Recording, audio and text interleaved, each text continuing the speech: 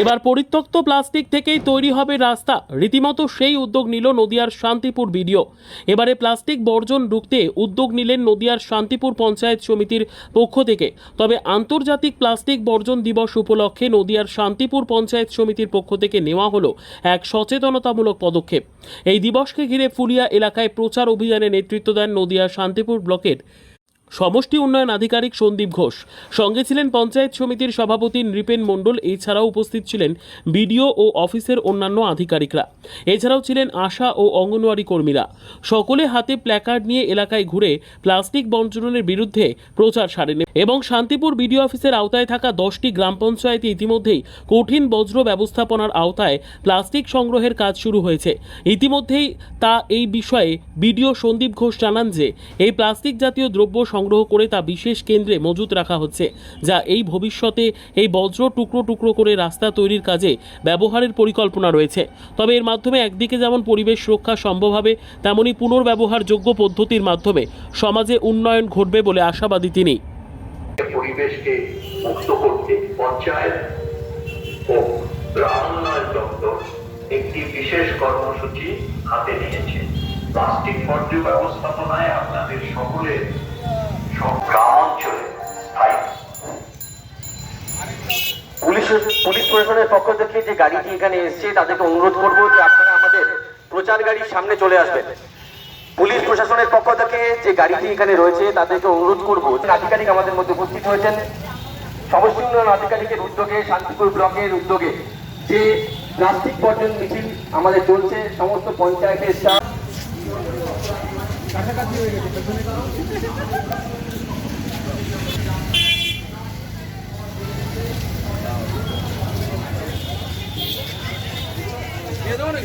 না ছড়াচ্ছি, এক জায়গায় হয়ে গেছে পিছনটা হয়ে গেছে।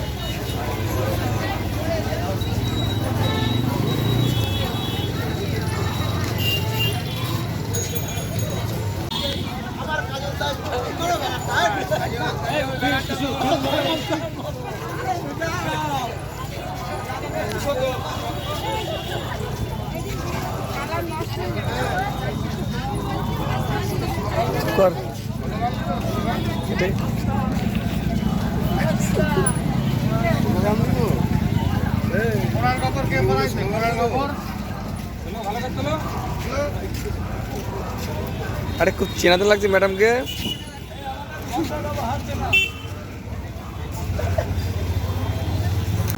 অফিস এবং ধর্মীয় প্রতিষ্ঠান প্লাস্টিক সংগ্রহ কেন্দ্র খোলা হবে। আপনাদের অনুরোধ করব সেখানে ব্যবহৃত প্লাস্টিক বর্জ্য আপনারা দয়া করে দান করুন। পুরনো প্লাস্টিক আন্তর্জাতিক প্লাস্টিক ব্যাগ প্রতি বছর পঞ্চায়েত ও গ্রাম উন্নয়ন দপ্তরের এই গুরুত্বপূর্ণ উদ্যোগে অংশগ্রহণ করুন। নমস্কার।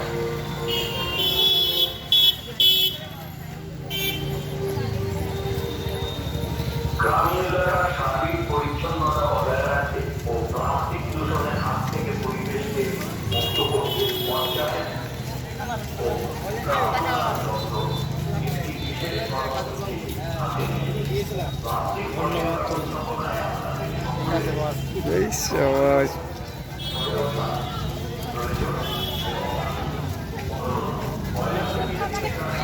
প্লাস্টিকের বর্তমান বিভিন্ন রকম ব্লক থেকে প্লাস্টিক থেকে যে সমস্ত রাস্তা তৈরি হচ্ছে, পিচের রাস্তা প্লাস্টিকের থেকে, এতে অনেকটা পরিবেশ বান্ধব এবং শক্তপোক্ত আমরা রাস্তা পাবো।